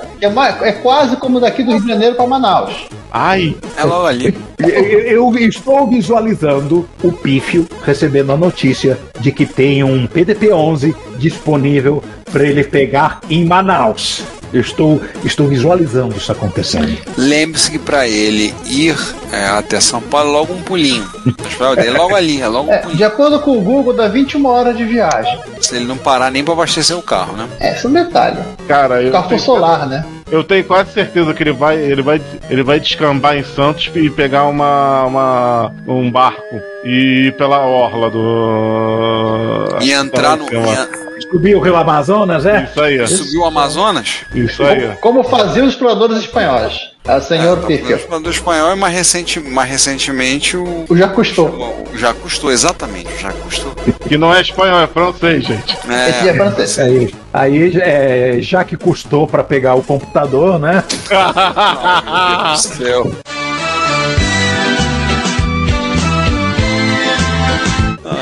Obrigado, serviu. Gente, chega, vamos falar de MSX, por favor. A gente já pifiou muito, né? Sim, vamos falar do MSX, vamos falar de MSX, vamos falar da Sayaka, que apresenta... Primeiro, deixa eu fazer uma pergunta. Ricardo, o micro da Victor que você tem é qual? É esse. Ah, tá. Então não é sonho de consumo, né? É realidade de consumo pra você. É. Ele tem um processador. Cartucho também tem um desse, né? Tem. É um 64 180 da Hitachi. Só assim, ele funciona, mas assim, ele é incompatível com um monte de coisa. Opa, mais um incompatível. Não, assim, ele é só. Não, esse aí é incompatível. Não, o processador Z80, beleza, funciona tudo bonitinho. O processador, o outro que você chaveia pra entrar, ele, por exemplo, ele não funciona com os cartuchos que eu testei. Não foi um longo teste detalhado, mas com os cartuchos que eu testei pra você botar micro, botar tipo SD-Map e outra coisa do tipo, nenhum funcionou. Nossa. Assim, agora que eu tenho mais alguns, né? Eu tô virando louco do dispositivo, louco dos cartuchos com cartão na MSX. Né, Virou o próximo target do Ricardo. O novo personagem dos Simpsons é Crazy Cat Fudeba. Alguém quer comprar um MSX Pico? Então assim, ele tem esses detalhes, entendeu? É meio estranho. Eu acho legal desse micro assim, é o primeiro MSX que eu já vi que ele tem uma ventoinha no gabinete e o conector, aquele conector padrão para cabo de força, entendeu? Padrão PC. Eu não tenho um cabo de força espetado no micro. Você vai lá, conecta e tá resolvido. Tá completinho com teclado, etc? Ah, meu teclado inclusive tem a postagem no Retrópolis quando eu fiz o Retrobrite desse teclado. Eu posso sugerir de você trazer ele pra MSX Rio ou você tem outros planos? Eu já levei ele na MSX Rio. Na MSX Rio mais recente, numa bem recente, na primeira que a gente fez na 2023, MSX 2023, sim. Na nave do conhecimento eu levei. Por quê? Eu tava com o escritório todo desmontado. E aí foi menos difícil, não foi fácil, foi menos difícil transportar. Eu levei 2 micros. Eu levei ele, que já é um trambolho pesado, e levei outro quase tão pesado, mas que a frente é de casca de ovo, o Philips 8250. Bom, ouvintes, vocês estão ouvindo isso depois que a MSX Rio aconteceu, portanto vocês vão saber se tais coisas transcorreram como planejado ou não. E você sabe, quem foi saberá que o Ricardo levou um Amiga e um Spectrum. Sim, não, o Spectrum, um Spectrum, o Cláudio, um amigo meu, diz que vai, porque ele diz que vai nos eventos que ele quer mostrar que o Spectrum é melhor do que o MSX. Eu olho pra ele e digo assim, tenta a sorte, vai lá. Tenta lá, Cláudio. Né? Opa, porrada. Senta lá, Cláudio. Opa, desculpa, Cláudio. Não, é o Cláudio, né? Senta lá, Cláudio. Senta lá, Cláudio. Cláudio, senta lá. Aí voltando. Mas ele teve o Spectrum consertado e restaurado, tá funcionando direitinho, feito pela Melanie. Tá aí. Levou pra lá na Retro Rio, né? Do ano passado. Ela depois, a última vez que a gente encontrou com ela deixou comigo. E aí eu fui encontrar o Cláudio, a gente foi almoçar junto. Agradeça ao maceguista. Foi almoçar em janeiro. Eu falei, pô, olha, teu filho tá aqui. Aí entreguei pra ele, até botei ele em contato com o pessoal do clube do TK. Aliás, eu tenho que avisar pra Melanie que eu vou levar algumas coisitas pra ela dar uma das coisas ela já sabe, que é um dos Dreamcast que ela mexeu, a fonte abriu o bico. Então assim, aliás, a Sayaka tá usando pra embasamento da matéria dela sobre o vídeo dela, tá usando muita informação das MSX Magazine. Ela lê em japonês? Sim. Isso é uma vantagem competitiva pra MSX-Zero fenomenal. Cara, mas na boa, a Sayaka segurando essa máquina desse jeito, cara, deve ter algum apoio. Esse micro é pesado que é uma porra. Ela é forte. Não, cara, não é coisa de ela deve ter feito assim, montou, disparou pra fazer foto, segurou e uma foto salvou. Mas sabe o que é forte? Sim. Forte é a magia negra deste demo de Commodore 64. Isso sim é forte. Eu ia dizer que forte é Siri, que vai pra feira amarrado, mas... Você já viu o Siri se desamarrar? É esse que dá medo. É isso que eu tenho medo. Se desamarrar, ele é forte mesmo. Cara, mas... Impossible C64 demo, vamos ver. Eu já vi vários demos assustadores. Ele simplesmente bota 9 sprites rodando e girando em todas as posições, inclusive fora da tela, sendo que o Commodore 64 só tem suporte a 8 sprites. E ele faz uma mistura de bitmaps com interrupção e etc. O nível de enganação. Gente, não coube tudo dentro da minha cabeça, mas olha, para quem gosta de maluquices em linguagem de máquina e escovação de bits daquelas daquelas mesmo sinistras, horripilantes, né? Esse vídeo é um prato cheio. Detalhe, rodando acredito eu, 50 Hz, né? É 50 Hz. Tem que estar travado em 50 ou 60. É que assim, o 64 ele só consegue botar 8 sprites na tela. Há muito tempo atrás as pessoas descobriram truques para poder enganar o VIC-2 e fazer o VIC-2 achar que ele tinha esquecido de colocar os sprites e botar os sprites na tela no mesmo frame. Pô, né? Eles conseguem botar 8, 16 e tem uma galera que consegue até o cúmulo de botar 8, 16, 24. Não, 24, né? 24. Porém, assim, você tem que manter sempre eles no cantinho deles. Esse aí não, ele tá colocando 9 sprites na tela e fazendo ele girar como se fosse um relógio, e aí que tá a pegadinha e a enganação desse demo. Pô, mas ele tá muito suave, cara. Tá impressionante como ele é suave, verdade, tô vendo também. Entra tocando musiquinha, exibindo texto. Detalhe, com efeito de sprite sobreposição também. Isso. Um por cima do outro. De transparência. Sim. Não, ele faz uma coisa para exibir um pedaço do sprite, aí sobram umas linhazinhas, ele faz outra coisa para corrigir, mas aí tem um excesso que ele bota uma outra coisa aí ligado uma interrupção e contando o ciclo escambau. Nossa senhora. Eu não sou um programador assembler, esse cara é. Assim, o interessante assim, é um vídeo de 3 minutos e o outro vídeo mostrando como funciona tem 22. Vou mostrar a mágica. Cara, parece que ele tá rodando uma máquina com processador 16 bits. Não, é impressionante como roda suave. Você falou. Parece que ali não é o 6510 do Commodore 64, é um 68000 ali de processador. Tá rodando muito suave, é impressionante. Concordo contigo. Tá muito suave, cara. E ainda tocando música, rolando o texto. Será que ele tá usando 8 sprites e tá pegando usando um bitmap e só fazendo scroll na tela? Cara, ele mistura bitmap e sprite de todas as maneiras possíveis e imagináveis. E Tile, que é o bonequinho, o mágico, né? Ali é caráter redefinido. E detalhe, tem isso também. Com animação. Bichinho se move ali toda hora. Não, ele também usa isso para completar os pedacinhos de sprite que faltam. Ele usa caractere redefinido também.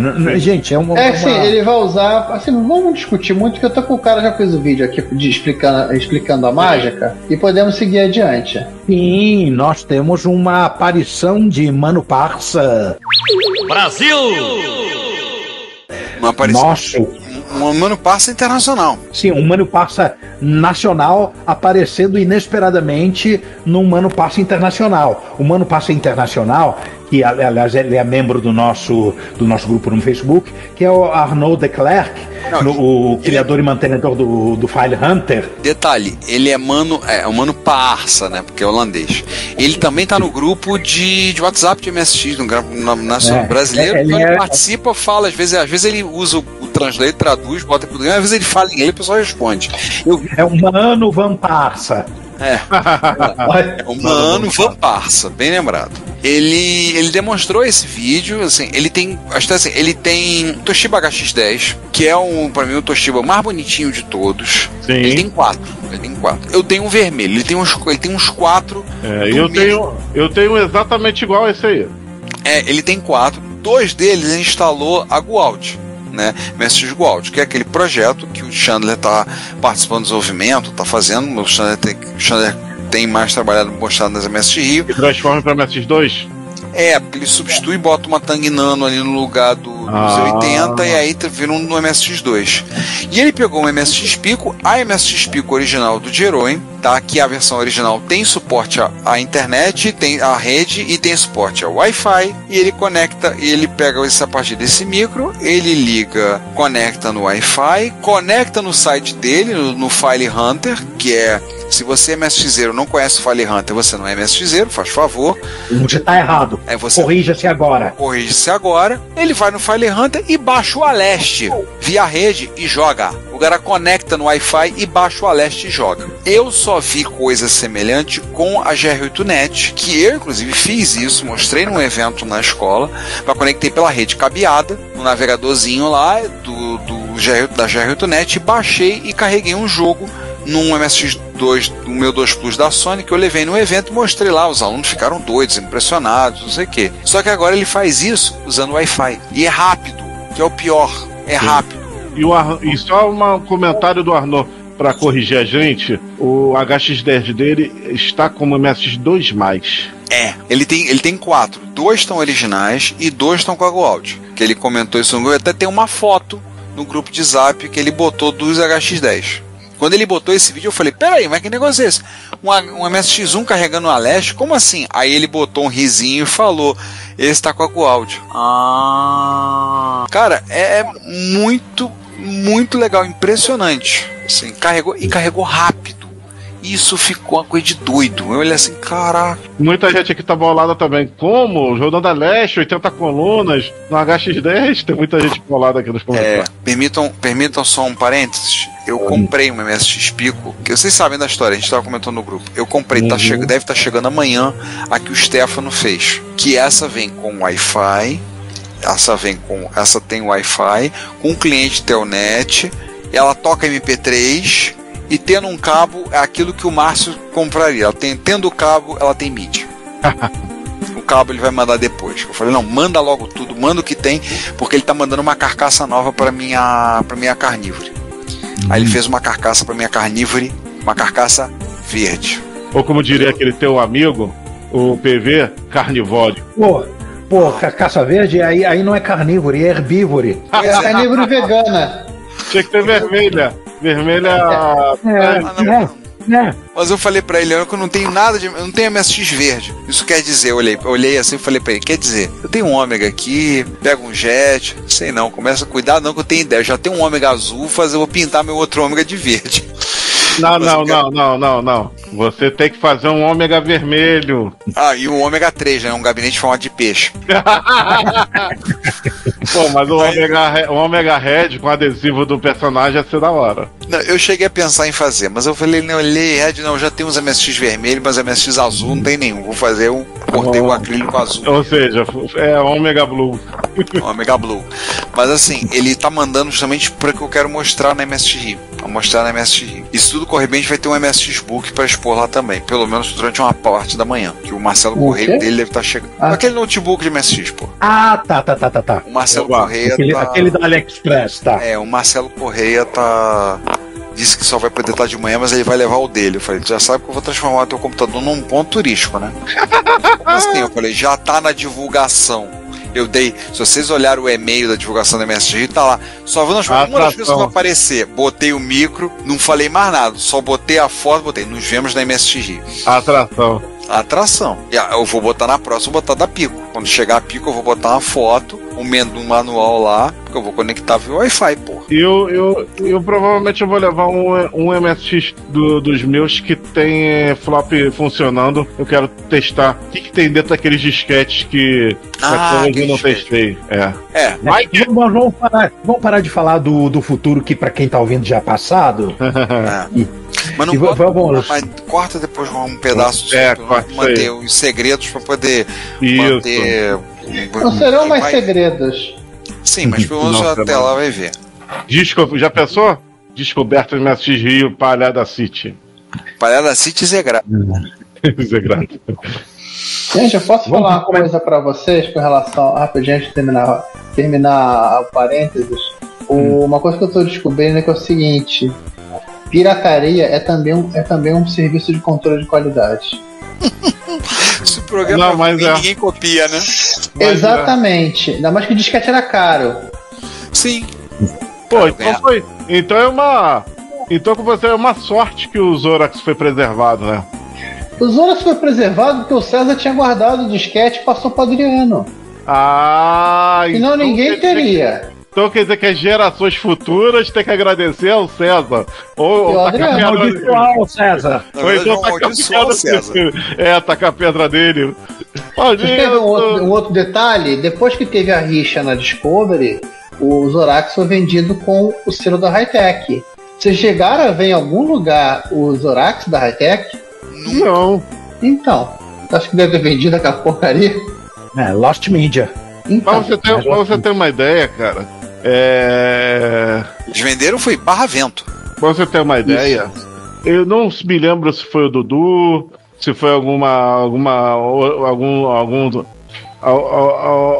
algum funcionário lá do Marcelo da Mega House, Barrack Knight, mas uma vez eu perguntei sobre o Zorax para um desses chegados lá da Mega House Barrack Knight, e a resposta foi uma merda, perde tempo com isso aí não. Pô, tem jogo muito melhor aqui, ó. Assim mesmo, a pessoa falou assim mesmo pra mim, uma merda. Pô, mas é o primeiro jogo de nave nacional, mas é uma merda. A gente tá devendo falar com o Truco, catar aqueles caras que participaram, que fizeram o desenvolvimento do Zorax, que contato que ele tem. A gente tem que fazer esse episódio. E a gente vai falar mal, eu até falei pro Truco, vai poder falar. Ah, não, eles falam mal, aí não tem problema. Vai ser o dia que a gente vai lançar a camiseta do Zorax. No episódio a gente vai fazer propaganda marrom cocô.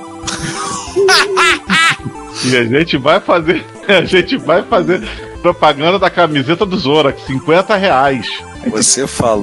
Você falou, eu lembrei do marrom. Tiragem limitadíssima. Você falou, eu lembrei do cocô, eu lembrei do marrom cocô. Tem que ser marrom cocô. Gente, vamos passar os comentários. Comentar os comentários. Bora! Comentários do episódio 160, integrados e suítes, e estranhamente desta vez o pessoal resolveu comentar muito mais nos posts do blog do que no YouTube. Sim. É assunto polêmico. Agora, gente, só pra quem é mareiro de primeira viagem, não é o Nintendo Switch não, tá? É SUITE, não é SWITCH não, tá? Eu tava falando, engraçado que eu indiquei esse episódio pros alunos, comentei hoje na aula, falei pros alunos, se vocês quiserem ouvir, tem lá, a gente falou, vocês sabem onde é que surgiu o Office? Tá lá, tá? Vai lá e ouve. E quase todos os comentários são na parte B. Na parte A só tem um comentário do Danjovic dizendo: gostei bastante do episódio, demorei conseguir um tempo para poder escutar. Cheguei a usar o Apple Works na época do estágio da escola técnica. O meu supervisor tinha um TK3000 pessoal que trouxe para o trabalho numa época onde os PCs ainda eram muito caros e o uso era compartilhado. O monitor era uma TV Philips TX. Nessa máquina, todo o inventário da oficina e controle de ordens de serviço era feito no Apple Works. Os relatórios, contudo, eram feitos no Multiscribe, que permitiram usar fontes personalizadas, era usado também para criar os modelos dos fontes de papel para as ordens de serviço, que depois seriam impressos em uma gráfica. É outro software de Apple, né? Esse Multiscribe. O Multiscribe é um editor de texto que você conseguia trocar as fontes, botar fontes bonitas e tudo mais. E uma curiosidade, depois ele foi comprado pela... Ai, qual é o nome dos caras? Ele mudou de nome.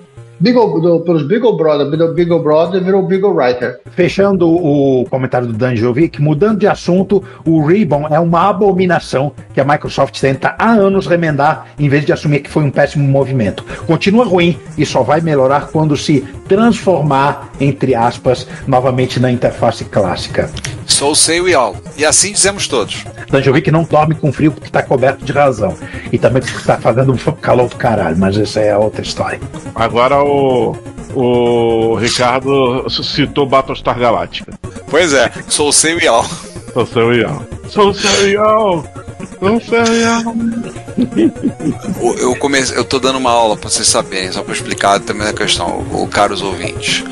Eu tô com uma turma agora na escola de tecnologia da informação, que é basicamente suíte de escritório. E eu vou dar aula em cima de LibreOffice. Eu perguntei pro pessoal lá, falou, não pode ser de LibreOffice? Pode. Eu falei, não, eu não consigo usar Ribbon, não tem jeito, não consigo usar coisa. Não, não. Para começo de conversa eu tenho Linux na máquina, não tenho Windows. Segundo, eu não consigo usar aquele negócio. Cheguei hoje na cara dura e botei pros alunos, mostrei lá, falei, vamos usar aqui a interface, os garotos começaram a aula, estão começando com o Writer, né, e papá, e eu lancei aquela de sempre, eu tô aqui ensinando processador de texto, vocês estão aprendendo no Writer, pode vir usar o Word, vocês são inteligentes, sei. Vocês são inteligentes, vocês podem pegar, depois vocês pegam o jeito da interface e vão pegar os conceitos. Mas eu vou usar o Ribbon meia pau juvenal. Curiosamente, você falou metade do que você disse agora no comentário da parte B. Pois é. Não, mas é que eu tô passando experiência, passei por isso hoje. Exatamente hoje, no dia dessa gravação. Olha só. Nos dois últimos tempos, eu vim pra casa e fui gravar. Eu passei por isso há algumas horas atrás. Olha só. Mas vamos passar pro comentário da parte B, que tem 4 comentários. Um é o meu manifestando todo o meu ódio e repulsa a Ribbon, né? Que não sou o único, né? A gente vai acabar fazendo o clube dos odiadores do Ribbon. Já tem 3 pessoas para entrar nela, para se filiarem. Agora, esse Luiz Pessoa resolveu desencavar coisas, hein? Nossa. Que isso? Ele começa dizendo assim: assisti o episódio 160 e vocês falaram de várias coisas, mas em algum momento citaram notação polonesa reversa e lembrei de uma linguagem de programação hoje desconhecida chamada Assist. Acharam que a Actor ia ser a única linguagem desconhecida mencionada nesse episódio? Acharam errado, otários. Que usava RPM, a tal da linguagem Assist usava RPM, era muito conhecida na época, década de 90, eu nunca conheci, por pessoas que trabalhavam em labs de universidade. Fiz iniciação científica no lab de física. Era usada com PCs para desenvolver programas de controle e aquisição de dados. Eu acabei fazendo algumas coisas com ela, mas nem lembro mais, só que eu achava Assist uma linguagem exótica. Bateu aquela curiosidade, fui procurar, ela praticamente sumiu da internet, talvez lá por 2010. Mas acabei achando algumas referências. Tem um artigo que ele cita que ele diz que conseguiu um PDF. Manda aí o PDF, Luiz, queremos. Descobriu que a Assist era uma extensão do Forte. Joga mais uns links sobre Forte, um link para um artigo da Byte Magazine sobre Forte, com uma lista de fornecedores de Forte. Viu que tinha um para Z80. Eu mexi com o Forte para o Terrestre 80. Terrestre 80 Model 1, aquele D8000 que tinha na casa dos meus sobrinhos. Nossa. Sério, tinha mesmo. Corroboro, realmente tinha, e eu mexi com ele. Aquele famoso computador que você mexeu mais que os sobrinhos. Tem alguns links também sobre Forte no MSX. Tem um grupo no Telegram, o pessoal tava uma época, começou a estudar Forte junto, tá parado agora, mas a galera começou a postar coisas em Forte. Começaram a fazer um grupo no Telegram de discussão sobre Forte. Eu boto o link. E tem o Jupiter Ace, né? Que já vem, não vinha com temperatura basic, ele vinha com Forte. É o diferentão dos micros de 8 bits. O diferentão dos ZX81, né? E ele já começa ele era cinza. Quando ele não era preto. Mas até aí o Ringo é cinza barra prateado, né? Olha só o que mais ele desencavou. Um link do Instituto Nacional de Saúde dos Estados Unidos sobre experimentos em Forte com MSX. Caraca. Cara, eu vou querer ler isso depois. Assim, é impressionante. Nos Estados Unidos. Cara, ele falou, eu confesso que eu mesmo não conhecia Forte, muito menos sabia que era usado em máquinas com MSX. Não, eu sabia que tinha Forte com MSX, eu tive curiosidade de conhecer na época, mas não ficou mais na curiosidade na época. Eu li sobre ele na Microsistemas. Queria aprender, mas não tinha tempo para querer fazer tudo que eu gostaria, né? A gente nunca tem. De 84. Então assim, agora, esse lance com MSX, essa do SN Forte / MSX, cara, eu jamais imaginaria, ainda mais sendo o link de um departamento governamental americano.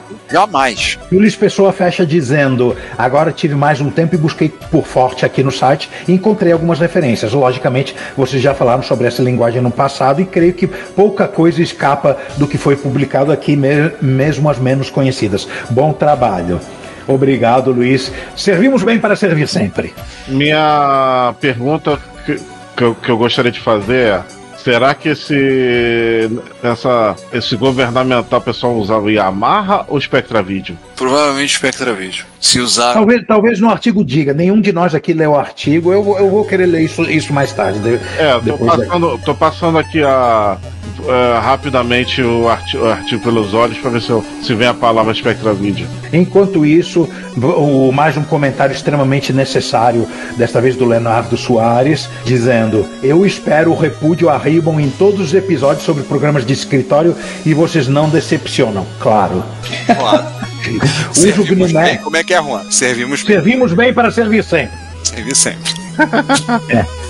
Uso o GNumeric ou Docs no pessoal, mas no trabalho não tem jeito. Tudo é Microsoft, até o login. Então a gente faz o que é necessário. Se adapta porque as contas chegam. Testando alternativas porque o Google perdeu completamente a vergonha de ser evil. Mais uma vez, é outro que não tá sentindo frio por dois motivos. Um, o calor do caralho que tá fazendo, e o outro porque tá coberto de razão. E aí você normalmente dá o apoio a Federation Against Ribbon, FAR. Boa. Depois da Federation Against Commodore e Federation Against Ribbon. Caralho. Eu só fico assim, por que a Microsoft dá a opção de chavear ele pra interface clássica? Porra, o LibreOffice tem isso. Tem isso, você vai lá. Você acha que do jeito que tá programado é fácil de mudar agora? Achei errado, né? É o novo zeitgeist, né, do software. Nós, os fabricantes, sabemos de que jeito você prefere usar o nosso software. Esse negócio de configurar a aparência, né, é muito século XX. Não, pior que assim, eu acabei de lembrar de mais uma pessoa que gostaria de se filiar a essa Federation Against Ribbon. Cara, tá aumentando. Tá aumentando. De uma hora pra outra a gente já mudou de 0 para 4 pessoas, hein? Tá aumentando. Vamos chamar de Federation Against Ribbon Prep. FARC. FARC.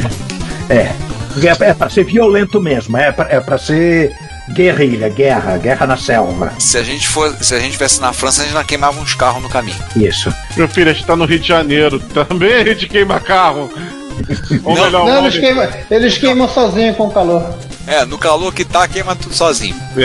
Mas de qualquer forma vai te queimar uns ônibus. Pronto. E o comentário no episódio, na parte B, o comentário tá no YouTube, é o único comentário do Alexandre Lima, o Zanakex.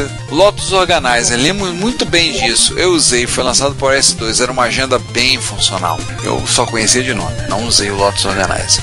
Nosso famoso bingo foi citado ao S2. Temos um bingo? Deveríamos ter um bingo. Devia ter um bingo, né? Você aí, joga na lista de promessas. Precisamos de um bingo. Isso. Acho que temos uma cartela de bingo. Deixa eu procurar. Um bingo com OS2, MIDI, que mais? SCSI, 1541. 1541. Este não é um podcast sobre. Pífio buscando coisas excessivamente grandes, com todo respeito. Acho que nós temos a cartela de bingo antiga. Aí. Pode pegar, acrescentar, fazer uma nova versão do nosso bingo, né? O bingo NG, nova geração. Vamos passar para nós. Não, nós aqui é praticamente sua, né? Eu, não é totalmente eu, por motivos que vocês verão daqui a pouco, mas eu andei brincando muito com hackear o Basic do Coco. Aquela minha ROM que bota os caracteres em modo gráfico, tem várias outras extensõezinhas, eu voltei a trabalhar com ela, vi várias coisas, interagi lá na lista de e-mail, e o Alan Huffman, que era desenvolvedor da Microware lá nos primórdios, e que está na lista, a gente começou a ver algumas coisas junto, e ele publicou no blog dele que, olha, para quem gosta de Color Computer, esse blog Sub-Eta Software, ele é uma referência excelente, ele tem vários artigos com coisinhas interessantes, e em vários desses, no último período, eu contribuí, falando sobre conversão no Basic para octal, de decimal para binário, etc. Maluquices do tratamento de erro no Coco 3, que às vezes o número de linha fica negativo. Sim, é verdade. Uma maneira certa de você dar um crash no Coco 3 é só você reservar espaço demais para string. Se você reservar mais do que 16 mil alguma coisa bytes para string, e você tentar usar os novos modos de vídeo de 40 e de 80 colunas, ele simplesmente trava. E tem um motivo para isso. Tudo isso está nos links desses 4 artigos em que eu participei. Eu me lembro que na história de desenvolvimento do Coco 3, né, ele tem uma gambi pro pessoal da Tandy, né, da Radio Shack, não pagar. O Coco 3 é gambi do início ao fim. ele é a apoteose da gambi, principalmente gambi de assembly, de ROM, de BIOS e de BASIC. Pelo amor de Deus. A apoteose da gama foi boa. Ou seja, tá lá na Marquês de Sapucaí o Coco 3 desfilando. Eu tenho uma pequena ilusão de que eu posso corrigir esse bug do crash na ROM do Coco 3 de alguma... Talvez eu não consiga, talvez seja impossível, mas vai que, né? Mas eu falei que esse é nós, não é totalmente eu, porque nós temos uma novidade. Assim que acabar, já acabou 3 dias atrás, para quem está ouvindo esse episódio, a MSX Rio, entraremos totalmente no modo Retro Rio e já temos data. Sim, a Retro Rio já está com data, vai ser lá no Cefet, espaço onde nós tivemos no ano passado e retornaremos esse ano. Vai ser nos dias 25 e 26 de julho de 2025. Mais uma vez, sexta e sábado, assim como foi no ano passado. Sim, e estaremos lá, todos são convidados, entrada gratuita. Antes dela, só para lembrar rapidamente, vamos ter a Rio Retro Games, né? Vai acontecer dia 25 de maio. E nós vamos estar fazendo uma prévia da Retro Rio lá e vamos estar participando da Rio Retro Games. Então, mas vai estar acontecendo lá em maio, esperamos ver vocês também. Mas a Retro Rio já está com data para 25 e 26 de julho no Cefet, no campus do Maracanã. Pô, vai ser meio que um repeteco do ano passado, porque a Retro Rio foi antes da... A Rio Retro Games foi antes da Rio... A Retro Rio, nós estamos estabelecendo a Retro Rio como a RetroCon Off-Broadway, para quem não quer ir a São Paulo. A RetroCon é aquele evento. Mais uma vez, vai colidir nos mesmos dias da RetroCon. Vai ter um outro evento, porque o pessoal só mandou o post, acho que vai ter um outro evento de MSX em São Paulo, que vai ser o São Paulo MSX Summit, que vai ser no final de semana anterior. Vai ser, então, no dia 19 de julho, organizado pelo Daniel Ravazzi e pelo Mário Cavalcante. E vai estar acontecendo num final de semana anterior ao final de semana da Retro Rio. Agora vejam vocês, talvez eu vá querer ir. Eu também tô pensando em ir. Vamos esquematizar isso. Sim. Então já tá pipocando os eventos aí, vocês já teremos acontecido a MSX Rio. Tem no feriado de Tiradentes, deverá estar acontecendo um evento de MSX, um encontro de MSX em Curitiba. Na casa do Kadari. Na cidade onde mora o Kadari, porque acho que não vai ser lá na casa dele. Mas pelo menos longe lá na casa do Kadari, para não perder o costume. A Rio Retro Games, gente, 25 de maio, não deixem de verificar com o ingresso. Nós estaremos em participação especial, lá fomos convidados pela organização, então vocês encontrarão a gente por lá. Lá nós é que seremos os vilões especialmente convidados. Sim, exatamente, perfeito, João. Nós seremos os vilões especialmente convidados. Esperamos estar lá montando a nossa exposição, vamos estar lá. Vai ter esse MSX Rio, São Paulo MSX Summit. E não esqueçam, 25 e 26 a Retro Rio aqui no Cefet, tá? Como lembrou o Juan, a RetroCon Off-Broadway. Quem não for para a RetroCon em São Paulo, no mesmo final de semana vai ter a Retro Rio. Então, se quem não vai ter condições de ir a São Paulo, pode vir para a Retro Rio, vai curtir bastante. E a gente já está começando a ver as coisas. Passou a MSX, a gente começa a organizar, correr atrás das coisas para fazer tudo para Retro Rio. Tá? Perfeito. Fecheitas. Bom, gente, mais uma vez, obrigado pela sua audiência, pela sua participação, pelos seus comentários e etc. E até o próximo episódio, a próxima semana. E tchau. Pessoal, desculpe a nossa filha perdendo a nossa falha. Não, esse é episódio errado. Discurso errado. Nos vemos no próximo episódio, no episódio de abril. Deverá sair daqui a uma semana ou duas. E a gente se encontra lá. Muito bom estar aqui com vocês. Fui. Bom dia, boa tarde, boa noite. Obrigado aí pela audiência e pela preferência. E até o próximo episódio. Valeu! Até mais, pessoal, e tchau. Nossos episódios também estão disponíveis no Spotify, Deezer e Apple Podcasts. E não se esqueça de assinar a Retrobits, a newsletter da Cidade dos Clássicos, para ter no seu e-mail todas as sextas as últimas notícias do mundo da retrocomputação. Fale conosco nos comentários das postagens, pelo e-mail contato@retropolis.net.br e visite o perfil Retrópolis nas redes sociais. Como sempre dizemos, seu comentário é nosso salário. Obrigado por sua audiência e até o próximo episódio. Tchau.